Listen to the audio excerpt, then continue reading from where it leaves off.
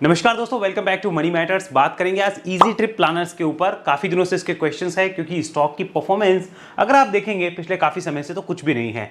Last 3 year में अगर आप देखना चाहें यहाँ पर 2021 में जिन प्राइजेस के आसपास ट्रेड कर रहा था उन्हीं प्राइजेस के आसपास अभी भी ट्रेड कर रहा है। यानी कि सोच के देखिए, जिन्होंने यूफोरिया में बाय किया था कि हम इस कंपनी में लॉन्ग टर्म इन्वेस्टमेंट करके बैठेंगे, ऑब्वियसली उन्होंने यहाँ बेचा तो होगा नहीं क्योंकि वो तो लॉन्ग टर्म इन्वेस्टमेंट करके बैठ रहे हैं। सो राइट नाउ उनका रिटर्न जो है वो 0 है आफ्टर ऑलमोस्ट 3 इयर्स। रिटर्न कुछ नहीं है, तो ऑब्वियस सी बात है कि वहां पे क्वेश्चन आता है कि इस कंपनी को होल्ड किया जाए या नहीं किया जाए। दूसरी चीज ये भी हो जाती है कि आज की डेट में जब कोई ऐसी कंपनी 3 साल बाद उसी प्राइस पे मिल रही है, so is it a good time to buy this company और नॉट, ये भी क्वेश्चन आ ही जाता है।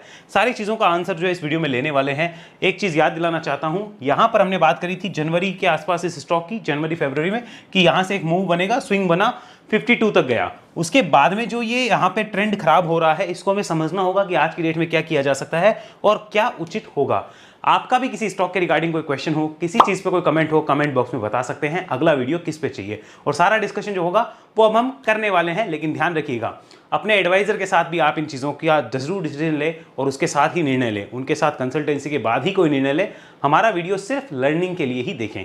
फिलहाल बात करते हैं इजी ट्रिप के ऊपर। सबसे पहले चलते हैं कंपनी के फंडामेंटल्स पे। वीडियो में आगे चलने से पहले बात करेंगे M stock by Mirae Asset. Mirae Asset का म्यूचुअल फंड इंडस्ट्री में एक बहुत बड़ा नाम है। इनका ट्रेडिंग प्लेटफॉर्म है एम स्टॉक, जहां पे आपको डीमेट की सारी फैसिलिटीज मिलती है बिना किसी चार्जेस के, जिसमें एमटीएफ मिल जाता है सबसे कम चार्जेस पे। स्टॉक फ्यूचर ऑप्शन एकदम फ्री है। यहाँ पे आप देखेंगे करेंसी मार्केट, म्यूचुअल फंड और आईपीओ में भी आप इन्वेस्टिंग कर सकते हैं, टोटली फ्री है, कोई हिडन चार्जेस यहाँ पे नहीं है। जो इनका क्लेम भी है, अगर आप इसे देखना चाहें लिंक डिस्क्रिप्शन में मिल जाएगा।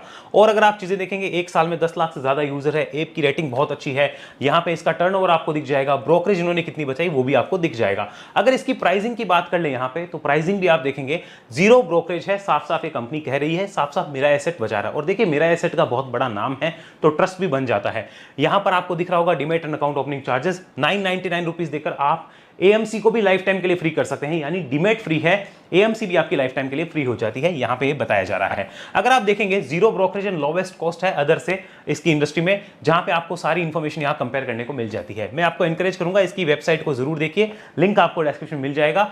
आप बहुत से ब्रोकर को कॉल करते हैं, कॉल एंड ट्रेड चार्जेस लगते हैं, लेकिन यहां पे वो 0 होंगे। अगर इसका मैं इंटरफेस आपको दिखाना चाहूं तो look at this is the interface जो आपको देखने को मिलेगा। यहां पर आप सारी चीजें जो वो देख सकते हो, अपने होल्डिंग को ट्रैक कर सकते हो और बाकी चीजों को भी यहां देख सकते हो, वॉच लिस्ट क्रिएट कर सकते हो, सारी चीजें आपको यहां पे मिल जाती है। तो M stock by Mirae Asset को एक बार जरूर देखिए, लिंक आपको डिस्क्रिप्शन में मिल जाएगा।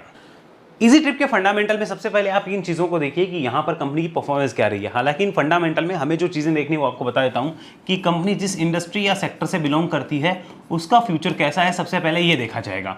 उसके बाद डिसाइड होगा कि इजी ट्रिप उसमें कैसा कर सकती है। क्योंकि कई लोगों को मैंने देखा है वो कहते हैं कि सर ये इंडस्ट्री चलेगी तो इसकी सारी कंपनी ही चलेगी। ऐसा नहीं होता है। इसका एक बड़ा सिंपल सा मैं आपको तर्क दे सकता हूँ। चाय पीना लोगों ने बंद नहीं किया है। वो 2000 में भी पीते थे, 2010 में भी, 20 में भी पीते थे, 30 में भी पिएंगे।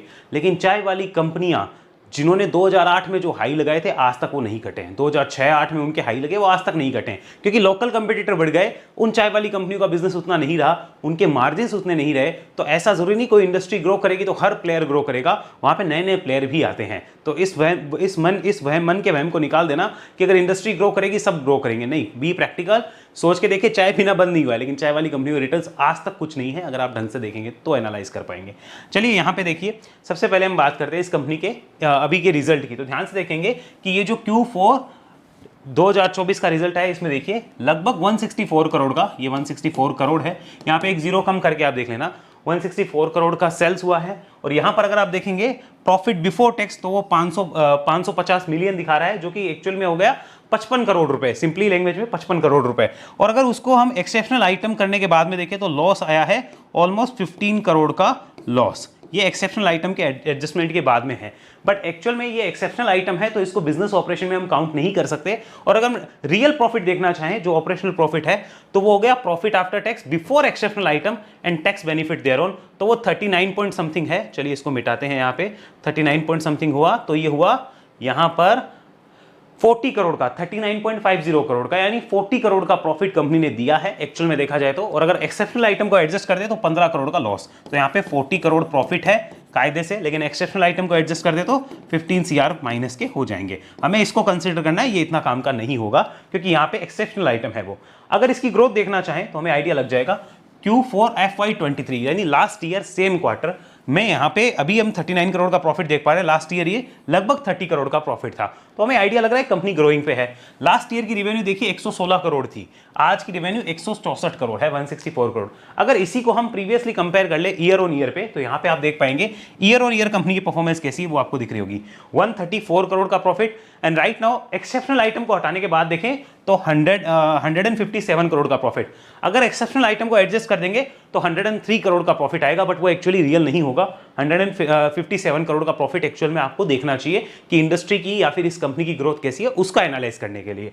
आगे बात करिए, यहां पर समझिए इस कंपनी के ग्रॉस बिलियन रेवेन्यू को समझिए, ग्रॉस बुकिंग रेवेन्यू को समझिए। ये सेगमेंट की है gross booking revenue Q4 FY24 की। तो यहाँ पे आपको दिखेगा फ्लाइट से, होटल से और ट्रेन एंड बसेस से कितनी रेवेन्यू है, किस तरीके से है, इसका मेन बिजनेस कहाँ है, आपको समझ आ गया होगा।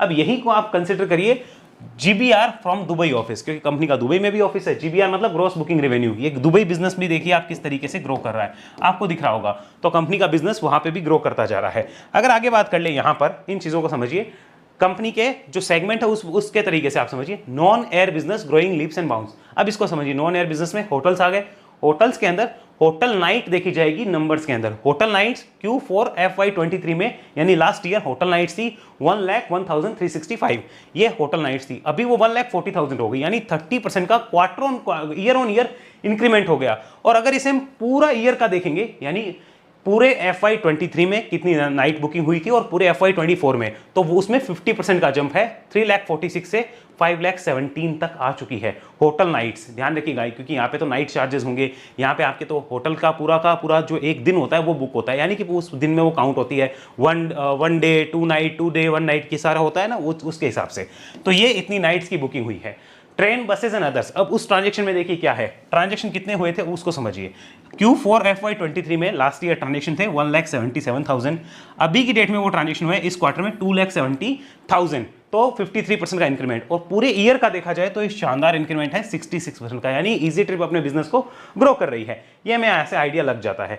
नेक्स्ट यहां पर देखिए, इस टॉपिक को भी समझिए कि यहाँ पे किस तरीके से इसके रेवेन्यू फ्रॉम ऑपरेशंस रहे थे लास्ट ईयर क्वार्टर में, मतलब last quarter same year on year 40% बढ़े, और टोटल ईयर को देखा जाए तो 31% बढ़ चुका है रेवेन्यू। अगर इबिटा को देखा जाए तो 23% ये ईयर ऑन ईयर क्वार्टर के लिए बढ़ा है, और कंप्लीट फाइनेंशियल ईयर में 20% के लगभग बढ़ चुका है। इसी को आप आगे देखेंगे प्रॉफिट आफ्टर टैक्स, तो देखेंगे 26% ये बढ़ा है क्वार्टर ऑन क्वार्टर। हालांकि अगर इस क्वार्टर में एक्सेप्शनल आइटम डाल दो तो ये लॉस है, बट वो एक्सेप्शनल आइटम डाले बिना ही कंपनी भी आपको दिखाना चाहती है। और पैट को अगर ईयर ऑन ईयर देखोगे तो 17% से पैट जो है वो ग्रो हुआ है। पैट का मतलब क्या हो गया अभी, प्रॉफिट आफ्टर टैक्स, भूल मत जाना, कई लोग भूल जाते हैं। आगे समझो, ये पूरा का पूरा consolidated profit and loss account है ईयरली। 2020 का देखो 162 करोड़ का। अब उसके बाद में देखिए किस तरीके से ग्रो हुआ है। 162 करोड़ की ईयरली सेल्स थी, यानी रेवेन्यू थी इसकी 2020 में, जो बाद में बढ़ती गई। अभी 590 करोड़ की रेवेन्यू है, एक तरीके से आप समझो 590 करोड़ की रेवेन्यू। और उसमें यहां पर आपको दिखेंगे रियल पिक्चर, ये एक्सेप्शनल आइटम एडजस्टमेंट के बाद है, और ये प्रॉफिट, नेट प्रॉफिट 157 करोड़ का दिख रहा है, जो कि हाईएस्ट एवर है। ये आपको दिख रहे होंगे पूरे डाटा। अगर इसमें मैं एक्सेप्शनल आइटम ये एडजस्ट कर दूं तो ये 103 करोड़ का ही प्रॉफिट रहता है। फिर ये इस साल से आपको कम दिखेगा, लेकिन एक्चुअल में कम नहीं है, क्योंकि एक्सेप्शनल आइटम को इतना ज़्यादा सीरियसली आप लेकर परेशान ना होए तो बेटर है। ओवरऑल बिजनेस को समझेंगे तो अच्छा होगा। तो ये पिक्चर रही है। अब CAGR टर्म्स में रेवेन्यू कैसे ग्रो हो रही है वो आपको दिख रहा होगा, प्रॉफिट कैसे ग्रो हो रहे हैं वो आपको दिख रहा होगा। तो ये सारी चीज़ आप देखेंगे तो आपको आइडिया लग जाएगा कंपनी का ग्रोथ है या नहीं है। अभी तक तो अच्छा लग रहा है फंडामेंटली। अब इसको यहाँ पे समझते हैं, आइए ध्यान से दीजिए। GBR यानी ग्रॉस बुकिंग रेवेन्यू कैसी रही है, एनुअल परफॉर्मेंस देखिए FY21, 23, 24, और यहाँ पे आपको पिक्चर क्लियर दिख रही होगी कि रेवेन्यू किस तरीके से बढ़ रही है। इबिटा को आप देखेंगे वो बढ़ रहा है, कमी नहीं नजर आ रही है कहीं से भी। अभी देखिए आगे पैट बढ़ रहा है, कोई दिक्कत नहीं है, 157 करोड़, ये 1577 लिखा हुआ है क्योंकि इसमें मिलियन का एक पॉइंट लग जाएगा। तो ये मिलियंस में है, देखिए मिलियंस में, तो 157 करोड़ है, वो करोड़ में देखेंगे तो। आगे देखिए यहाँ पर आपको दिख रहा होगा इबिटा मार्जिन्स और पैट मार्जिन्स के ऊपर फोकस करिए। पैट मार्जिन जो है वो कम हो रहे हैं, जो कि एक नेगेटिव चीज़ है, क्योंकि कंपनी अपने आप को बढ़ा रही है, कर रही है, लेकिन पैट मार्जिन घटेंगे, ज़्यादा ना घट जाए, ये ध्यान रखना है, हमें इस चीज़ को देखना है। एडजस्टेड टोटल इनकम ठीक है, कंपनी कोई प्रॉब्लम नहीं है। अगर यहीं पे हम इबिटा मार्जिन को भी देखेंगे तो देखिए वो इबिटा मार्जिन भी घट रहे हैं, ये एक नेगेटिव पॉइंट है जिसको हमें कंसिडर करना होगा। ये घटेंगे तो ये पैट तो घटेगा ही घटेगा 100%। टॉप लाइन पे प्रेशर आ गया तो बॉटम लाइन तो वैसे ही खत्म हो जाएगी, ध्यान रखना। अच्छा, अब कई लोगों को टॉप लाइन बॉटम लाइन नहीं पता है तो मुझे बताना, इस पर अलग से वीडियो दे देंगे। आगे देखो, यहाँ पर पूरा कोविड के बाद में किस तरीके से सीनेरियो है वो बता रहा है। Travel and tourism gross bookings, ये देखो 2020 वाली बता रहा है, क्योंकि वहाँ पे कोविड आ गया था, और उसके बाद में कितनी ग्रोथ हो गई है वो आपको दिख रही होगी। Region wise split of global market, US का, ये वाला यूएस का है 2024 का, और ये है यूरोप का, यहाँ पर ये आता है एपीएससी का, और ये अदर्स का है। यहाँ पर आप देख सकते हैं कि ट्रेवल इंडस्ट्री जो है वापस बाउंस कर रही है, कहने का मतलब ये है। अब एक्सपेक्टेड जो है यहाँ पे आप देखिए इस टाइप से जो है मार्केट ग्रो कर रहा है, यहाँ पे आपको दिख रहा होगा ये इस तरीके से मार्केट ग्रो कर रहा है।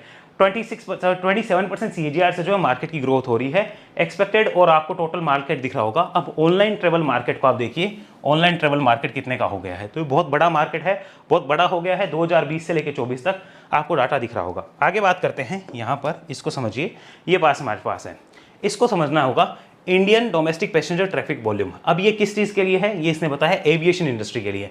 ध्यान से देखिए कि इंडियन का जो है FY32 तक और FY27 तक का डाटा दिया है, किस तरीके से ग्रोथ आ सकती है, तो उसके लिए यानी इंडस्ट्री बुलिश है, इंडस्ट्री में बुलिश है, और यहाँ पे हमें दिख रहा होगा कि ग्रोथ हो रही है। इंटरनेशनल पैसेंजर जो है ये इंटरनेशनल है और ये इंडियन डोमेस्टिक है। इंटरनेशनल पैसेंजर्स भी जिस स्पीड से ग्रो कर रहे हैं, इंडियन पैसेंजर्स उससे थोड़ी सी ज़्यादा स्पीड से ग्रोथ करते हुए नजर आ सकते हैं। तो हमें ध्यान देना होगा कि यहाँ पर इस कंपनी पे कोई प्रॉफिट के इफेक्ट आ सकते हैं क्या, क्या प्रॉफिट बढ़ा सकती है, अगर हाँ तो ये ग्रो करेगी, नहीं बढ़ा सकती तो नहीं कर पाएगी। आगे बात करते हैं, यहाँ इसको समझिए। अब नंबर ऑफ शेयर होल्डर्स को लेकर मुझे बड़ी चिंता है, कैसे मैं समझाता हूँ। देखो, पहले तो ये लोग प्रमोटर्स ना अपने माल बेचे जा रहे हैं, ये क्यों बेच रहे हैं, सोचने वाली बात है। रीजन कुछ भी रहा हो, कंपनी में ग्रोथ दिखती है तो नहीं बिकना चाहिए था। आगे एफआईज यहाँ पे माल ले रहे हैं, दैट्स गुड, कोई बात नहीं, बढ़िया बात है, एफआई ले रहे हैं, लेकिन वो बहुत कम ले रहे हैं और प्रमोटर बेच ज़्यादा रहे हैं। डीआईज ने यहाँ पे अच्छा लिया है, डीआईज में यहाँ पे शायद एलआईसी ही है, वही ले रही है, 2.25% की होल्डिंग है। पब्लिक की बात करते हैं तो देखो माल देखो इनका, ये क्वार्टर ऑन क्वार्टर आप देखोगे तो आपको दिखेगा कि हाँ पब्लिक की होल्डिंग कम हुई है, लेकिन एक्चुअली आप ध्यान से देखिए, पहले नंबर ऑफ शेयर होल्डर 4,60,000 थे, अभी वो 7,50,000 के आसपास है। तो 1% होल्डिंग घटी तो है, लेकिन एक्चुअल में वो नंबर ऑफ शेयर होल्डर्स बढ़ गए हैं। तो इसको सोच के देखिए, समझ के देखिए, क्या ये एनालिसिस करके आए हैं या ऐसे ही आ गए, सोचने वाली बात है। करते हैं फिलहाल चार्ट पे चर्चा, क्लियर पिक्चर वहीं मिलेगी। Have a look at charts.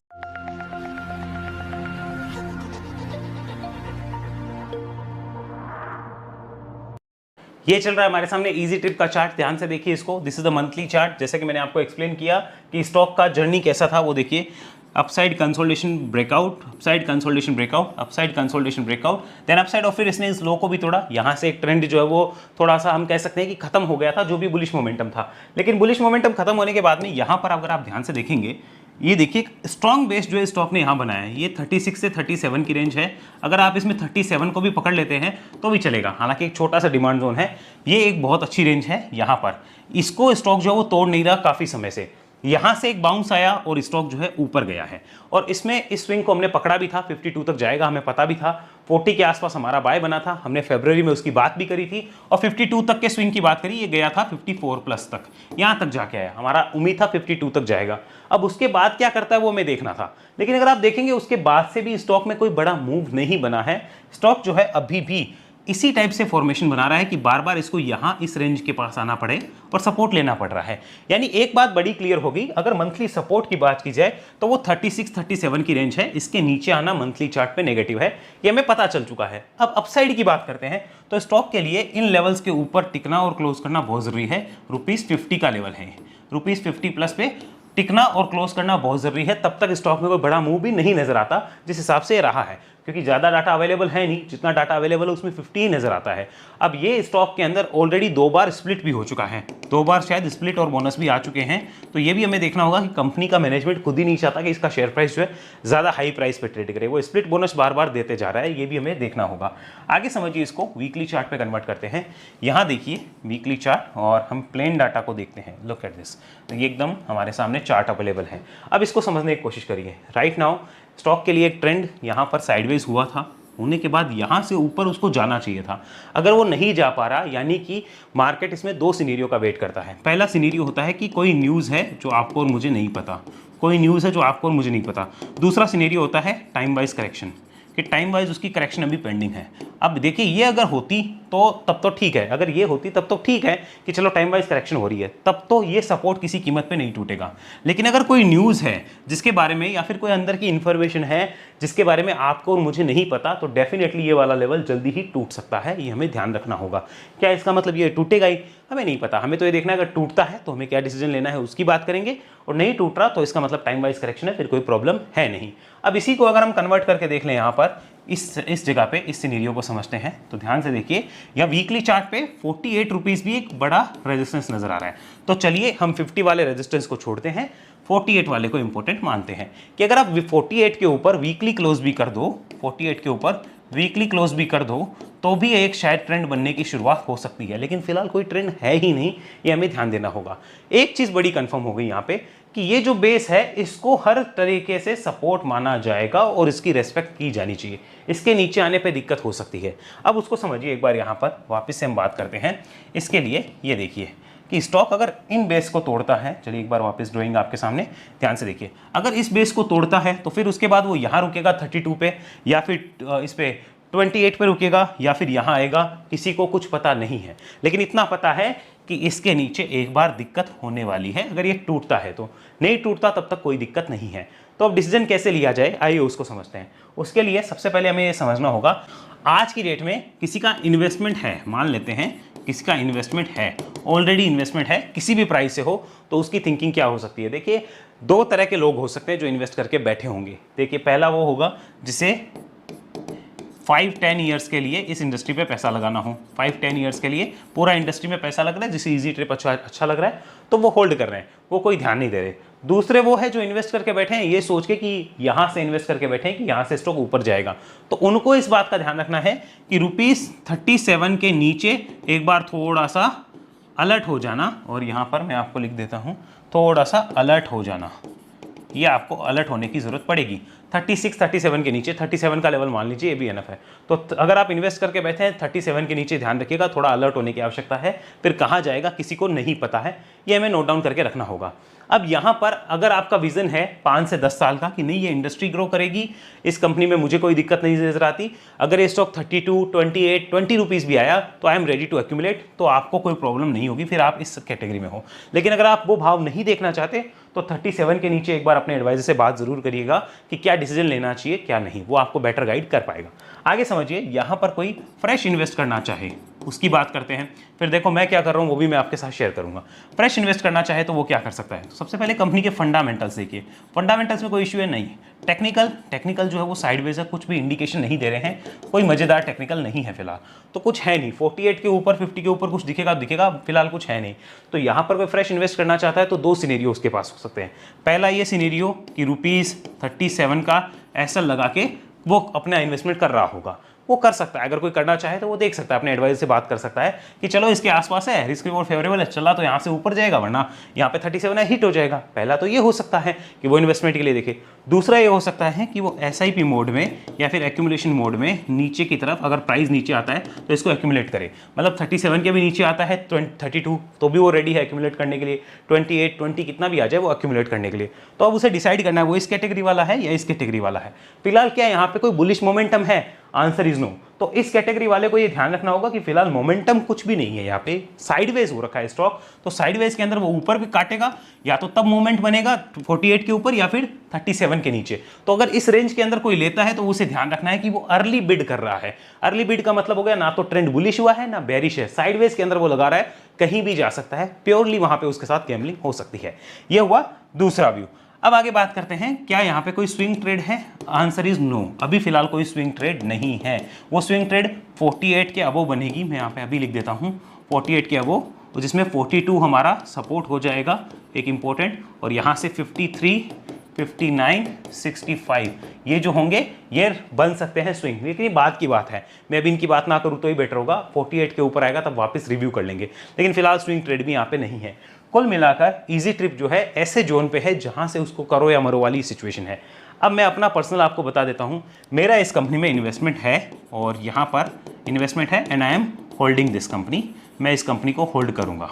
अगर ये स्टॉक 37 के नीचे भी आता है, आई एम रेडी फॉर दैट, मैं उसके लिए तैयार हूँ। मैं नीचे इन्वेस्टमेंट कर सकता हूँ, 32, 28 भी आया तो मैं इन्वेस्टमेंट कर सकता हूँ। हाँ, कुछ बहुत बड़े फंडामेंटल चेंजेस हुए तब मैं सोचूंगा, क्योंकि मेरा इस इंडस्ट्री पे भरोसा है कि टूर और ट्रेवल वाला जो इंडस्ट्री है ये पूरा का पूरा सेक्टर ग्रो करेगा, आने वाले समय में भी कर सकता है। दूसरा, मुझे भरोसा है इस कंपनी के मैनेजमेंट पे भी कि इसका मैनेजमेंट अच्छे से काम कर रहा है, बढ़िया चीज़ों को कर रहा है, वो भी मुझे भरोसा है। लेकिन एक मुझे इस मैनेजमेंट से शिकायत है, वो ये कि वो मैनेजमेंट जो है वो पॉलिटिकल कमेंट बहुत कर रहे हैं। पॉलिटिकल कमेंट्स, ये मुझे इसके मैनेजमेंट से शिकायत है। अब ये बात हम तक पहुंचेगी नहीं पहुंचेगी मुझे नहीं पता। ये पॉलिटिकल कमेंट्स कर रहे हैं, वो भी अननेसेसरी। आपको काम करना है, अपनी कंपनी के बिजनेस पे फोकस होना चाहिए।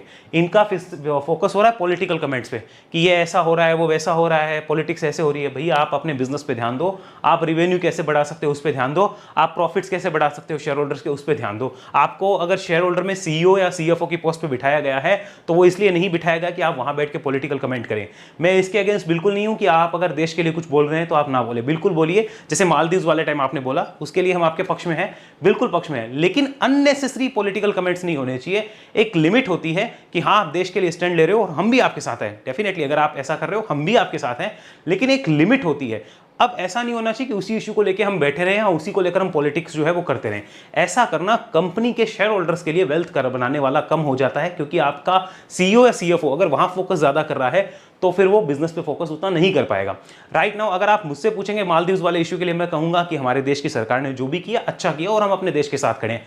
भले ये सरकार होती कोई भी होती, हम कहते बिल्कुल बढ़िया है। सेम आपने भी ऐसा ही किया, वेरी गुड फॉर दैट। लेकिन अब उसके बाद भी अगर हम उन चीजों पे जाने लगे कि हम अननेसेसरी पॉलिटिक्स खेलने लगे, तो ध्यान रखिएगा आपके बिजनेस पे इंपैक्ट आएगा, शेयर होल्डर्स की वेल्थ नहीं बनेगी। पॉलिटिक्स अलग चीज होती है, एक बार बोला जाए समझ में आता है। पॉलिटिक्स में आपकी अवधारणा अलग हो सकती है, हमारी अलग हो सकती है। आप किसी को भी सपोर्ट करिए, कुछ भी बोलिए, लेकिन अननेसेसरी पॉलिटिकल कमेंट से बचिए। अननेसेसरी चीजों को उछालने से बचेंगे तो बेटर होगा। मेरा तो इतना ही कहना है, बाकी देखिए आप ज्यादा समझदार हैं। पॉलिटिकल कमेंट्स जो है वो इसका मैनेजमेंट कर रहा है, जिससे मुझे शिकायत है। हालांकि फिलहाल भी मैं इस कंपनी में इन्वेस्टेड हूं और आगे भी इन्वेस्टेड रहने का प्लान है। लेकिन हाँ, किसी को डर है तो वो 37 के नीचे एक बार रिव्यू करके जरूर देखे। तो ये था इजी ट्रिप के ऊपर कंप्लीट एनालिसिस। आई होप आपको समझ आया होगा। और इस कंपनी के नहीं चलने के पीछे के रीजंस जो है वो बहुत से लोग पूछ रहे थे। तो ध्यान रखिएगा, इसमें या तो कुछ होने वाला है, कोई न्यूज़ है जो आपको मुझे नहीं पता, और या फिर ये टाइम वाइज करेक्शन कर रहा है। अगर टाइम वाइज करेक्शन है तो शायद ये लेवल नहीं टूटेगा, और अगर कोई न्यूज़ आने वाली है तो आपको और मुझे दोनों को ही सचेत रहने की आवश्यकता होगी।